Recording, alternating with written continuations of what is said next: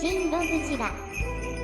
Today we're going to be talking about the Bandai Movie Monster series Gamera 1999 and Iris. Gamera 1999 and Iris hail from the Gamera Heisei Trilogy finale film Gamera 3 Revenge of Iris, or Gamera 3 Awakening of Iris, or G3, or as the back of the tags say, The Guardian of the Universe 1999 Incomplete Struggle. Don't know if the movie was ever officially called that, or if that was just a tagline or something for the posters, but anyway, I've got a lot to say about these two figures, so let's just get into it. But before we get into all the nitty and all that is gritty, here we have the tag for Iris. We have an image of Iris, got some flamey slime looking stuff here, Bandai Movie Monster Series Kadokawa, and we have an image of Gamera and Iris here, and here is where it says Guardian of the Universe 1999 Incomplete Struggle. Again, I have no idea if that was just present on a poster or if it was a tagline. If any of you want to let me know some of that critical need-to-know information about that, please let me know in the comment section down below. Because other than that, I have no idea where that's coming from. It's the first time I'm seeing that, and it's on the back of a tag, so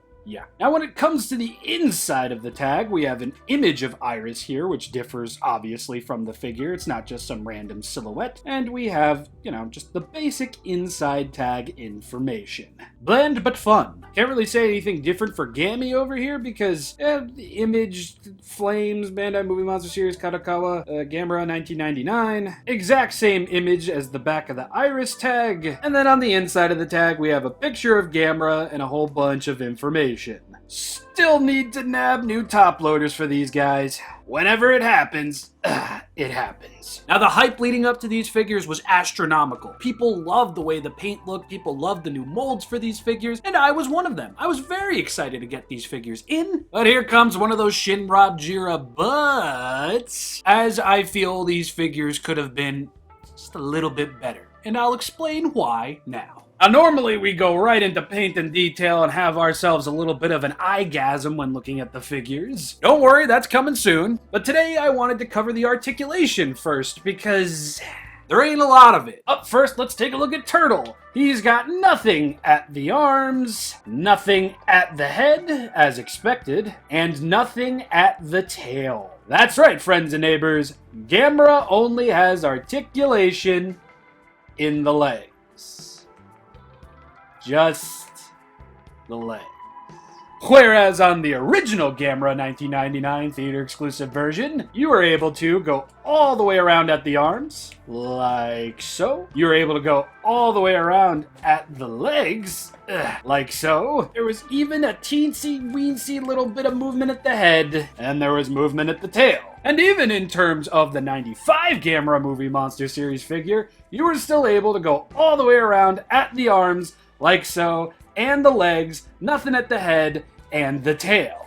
I don't buy Movie Monster Series figures for articulation, obviously, but why is he only articulated in the legs? You couldn't rework the arms to be movable, you couldn't even work the tail to be movable. I don't quite understand why those were omitted. Again, I don't buy Movie Monster Series figures for their articulation, but for a brand spanking new figure, a lovely looking figure might I add, to have less than the usual is a bit of a letdown. But it doesn't stop here. Of course it doesn't. When it comes to Iris over here, I had a certain amount of expectations for it, but I wasn't expecting what we got. You're gonna get a full-on swivel at the ankles over here. Both sides, yes, both sides. You will be able to move the arms as well. As you can see, this kind of gets in the way when it comes to the tentacles over here, and I do believe you could go all the way around, but I don't feel like doing that. But I do feel like showing off the fact that there is a swivel at the forearms over here, given the very crowded nature of this figure. Really articulating the arms is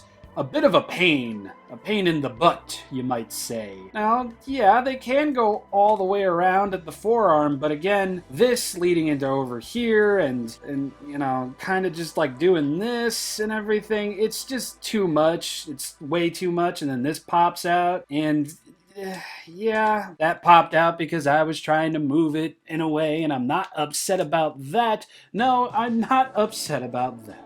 What I am a little bit bummed out about is I was kind of hoping for the tentacles to be articulated. Now, when looking at this figure, you can see that these lower tentacles are clearly placed in such a way to help Iris stand, as it's a very top-heavy figure. The figure has some weight to it, of course. So I was at least expecting a swivel at the shoulder over here, and as you can see with the movement right up here, there is no movement on either side. There is no swivel on either side. As you can see, these are directly fused to the mold, and again, the lower ones do help Iris stand, but I don't know, man. I'm a little let down with the articulation on Iris. Honestly, after Queen Legion, I was expecting a little bit more with this. I really was. I mean, yeah, arms and forearms moving, that's great. The ankles moving, that's great. A little bit pointless just because of the knees holding the figure up. But again, this was $30 and you're kind of just paying for mass at that point. Mass and some pretty nice looking paint. I was really hoping for at least the upper tentacles to be movable.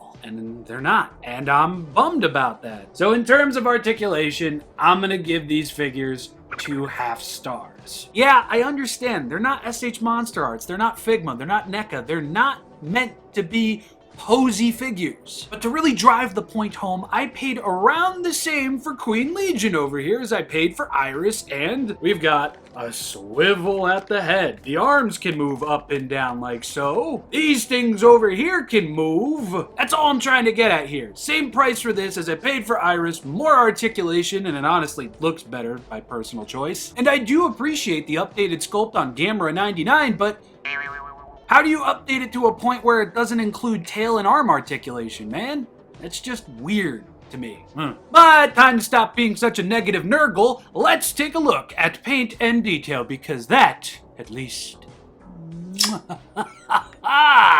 Taking a look at Gamera, first we're going to be looking at his underbelly, and I really like this rusty look that it has. I'm liking that it really brings forth a lot of that nice shellish looking detail over here, although I do feel some points were kind of missed for whatever reason. But I still do just absolutely love how this looks. When it comes to Gamera's claws over here, they're all going to be painted, even the thumb. They won't be painted on both sides, but we're used to that by now, and I'm not bothered by it. Same on the other side, only painted on one side. And then we've got the toes, got a little bit of an abrasion on my one foot, but the other foot is just fine. Trademarking and all that fun stuff. Gamera's shell is this nice, thick, foresty green, and it looks awesome. Really highlights some nice looking detail on there.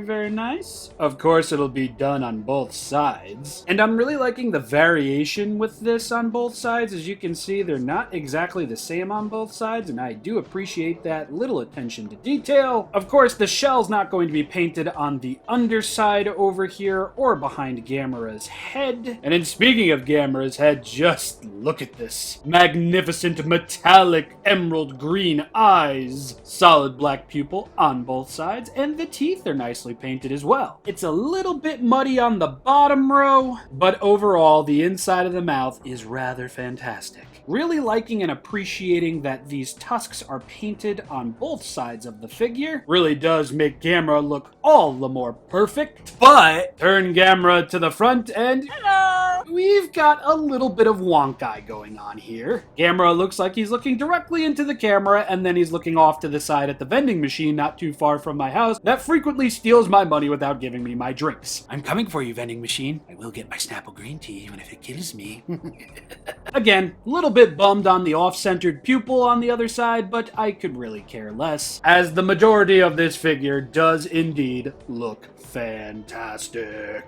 And in comparison to the original Gamera 99, which yes is the theater exclusive version, but it's still the original mold, I think this mold was properly done justice. It looks great. I just don't understand why so much had to be changed in terms of neglect of articulation. You can really see a bunch of changes in terms of the hands and everything and the placement of the fingers. Oh, that's ironic. This one has that finger painted and this one doesn't. Dang it. I do very much appreciate the wider feet, as I do feel this figure won't fall over as much as the original one did. In terms of shells, I just feel it's absolutely no question whatsoever. Gamera 99 totally takes the cake. And I feel the same when it comes to the tails as well. 99 Gamera definitely has a better looking tail than this guy does. Oh yeah, I forgot to mention that! They painted Gamera's Duke Claws. I don't know if that's the exact same thing for turtles, like the exact name I should say, but regardless, they painted them. And that's just minty. I also really do appreciate the fact that Gamera's mouth is opened on this version. The closed mouth on the original version, like, I don't mind it, but he looks so much better with an open mouth. Even got a decently detailed tongue in there too.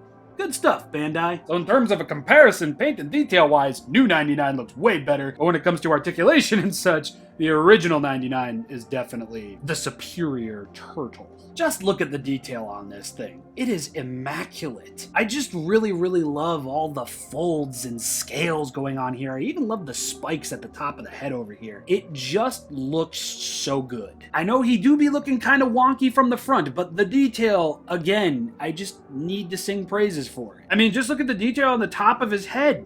Magnificent. Yeah, I am a bit bummed about the lack of articulation on this guy, but I am in no way bummed about his appearance. This is Gamera, tried and true.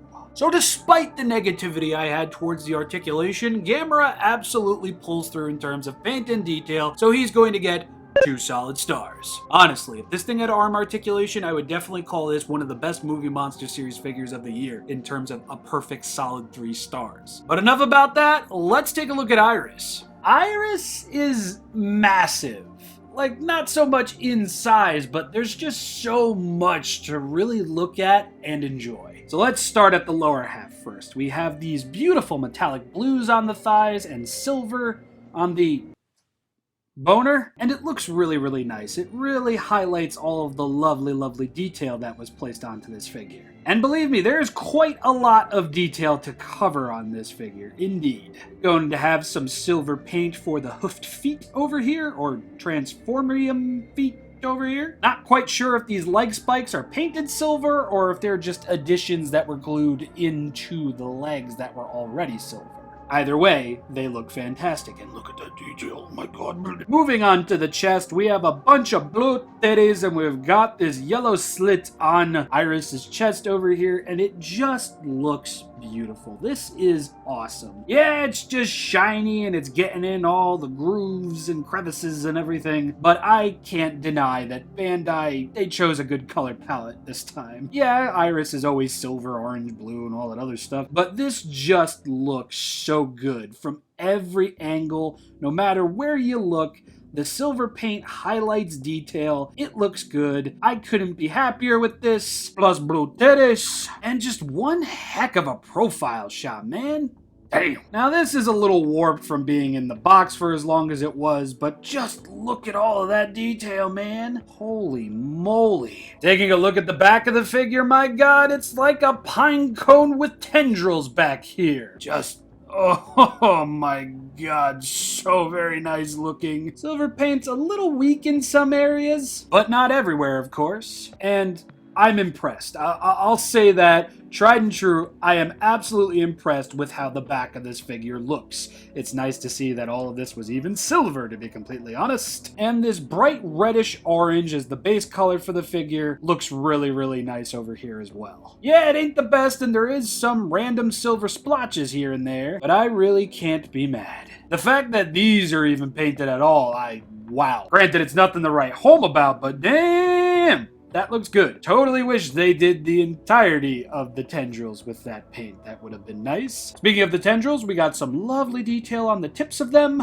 Got some lovely detail all around on these things. They look magnificent. And it's not just on the tips where they're painted, it's everywhere. These tendrils look amazing. They really do. I'm just still a little bit on the bummed side that they're not posable. Specifically, these two. See how free moving they are? It's like you'd expect at least these to be articulated, just to give Iris a little bit more of a shelf presence, but no, they are solid to the poses they were given in the factory. Now let's take a look at these arms over here. Now this is going to be a lot easier if I just do this. Magnificent detail. Ho, ho, ho, ho, and it only gets better. This is the underside of an arm.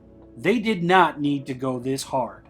They really didn't. Even on the upper side, sure, it's basic, and there ain't too much going on paint-wise. Come on, man, you gonna sit there with a straight face and tell me that this isn't impressive? And if you are going to sit there with a straight face and tell me that that wasn't impressive, let me show you something that absolutely blows me away with this figure. It's the head. The head looks amazing, and from what I gander, when it comes to the original Iris figures from Bandai, I do believe this is the first time we actually have a full-on orb inside the head. And look at how lovingly it was painted. Now, I've tried getting on the inside of the head to see if there's any sprayed on yellow paint that was kind of like mucked in there, and originally I thought, yeah, look at that, there's definitely some yellow paint there, but doing this, you can see it's just a reflection of the paint. Bandai went all in on this little bulb head, and all of the details surrounding it, be it on top, the sides, or the bottom, really is just amazing. I can forget about all the dumb complaints that I had about the tendrils not being articulated just by looking at this magnificent head. It's just so eerie and so evil. Can't not love it. Seriously, in terms of detail, Iris might be one of the movie monster series' best. And maybe messiest as well.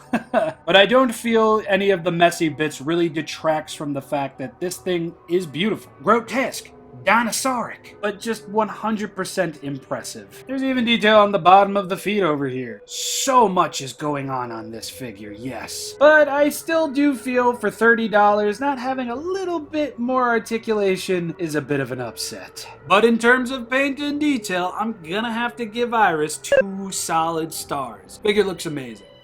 No amount of lack thereof articulation could ever detract from the fact that looks-wise, this figure's awesome. Not perfect, I was gonna say perfect, but it's great. I love this. I really, really do. I'm just sorely missing out on articulation with this thing.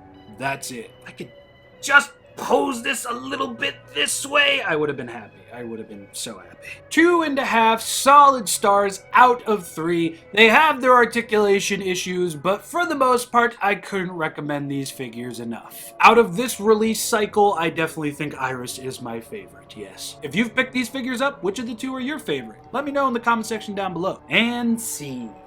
Hopefully I don't anger anybody with my complaints in terms of articulation, but you guys get where I'm coming from, right? That's a little bit on the wonky side. Patrons, thank you so much for becoming ShinRobjira patrons. I absolutely appreciate it. And RodanFan154, thank you so much for becoming a patron. I absolutely appreciate that too. If you would like to become a patron or check out any of my social media, it'll all be linked in the description below. Hopefully this video will tide you lot over until I can finally get a video review out for this guy, which is just, I love this. This totally washed away all of my worries that I had with Ultraman and him breaking out of the box. Oh yeah, let me know if you'd like to see some model kit building live streams. I'd have to use my phone for the time being, but I feel like this could be a fun little thing for all of us to kind of just hang out and talk over, you know? But anyway, that's it. I'm done. ShinRobjira viewers, thank you so much for watching. I'll see you all next time. Hope you had a lovely holiday. Peace.